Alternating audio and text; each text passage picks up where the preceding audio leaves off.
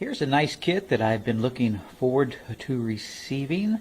560 pieces of heat shrink tubing.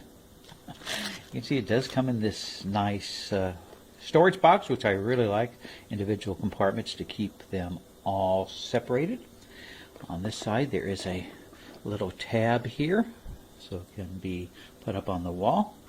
And on the back of the kit, I'll give you a quick look at this. You can see all the different pieces and sizes that comes in this 560 pieces.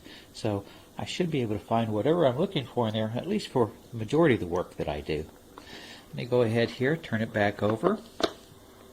It has two nice sturdy clamps here to hold it down in place, and I like that because a lot of times when I get these type of kits, they're really easy to open, and I usually end up having to put tape or something across them just to keep them closed. Now let me give you an idea of some of them. Here's the smallest one. You can see, pretty tiny. And then it goes up over here to this size, which is pretty good. Now these are supposed to be 2-in-1, so they should really shrink down pretty well. So what I'm going to do, I have some electrical work that I need to complete out in the backyard, so I'm going to go out there and do that.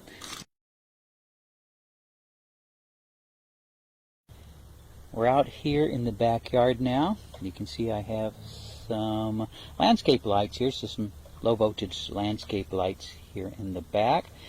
Now, since this line is going to be above ground, I'm not going to bury it necessarily under the ground, but I was using in the past for some of these small ones and then wrapping it up with electrical tape. But now that I have the shrink wrap, I'm going to go ahead and try doing the shrink wrap. I've already put these two together, so you can see I have a little bit of solder on there to hold them in place. I'll slide this up if we can. A little bit tough sometimes to get these over the part where it has been soldered, but let's give it a shot here. There we go, getting up there.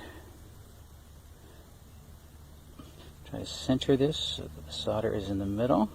Makes a good connection there. And then we're going to take our soldering iron. I mentioned the first time I've tried it with a soldering iron, but we're going to see if we can just run it across here and get everything to shrink up nice and tight. And it seems to be working pretty well. Look at that. Makes a nice good connection. So yeah, so far I'm pretty pleased with this. Of course I have to do the other one, do a little bit more soldering, take this other one apart, and then do that, and we should be good to go. Yeah, look at that. Sucks up pretty well. Should make a pretty nice, reasonably watertight connection here for the backyard, especially since this one is going to be sitting above ground. So there you go. Not too bad, not too difficult to use, works pretty well even with the soldering iron. So I'm going to go ahead and do the other one now.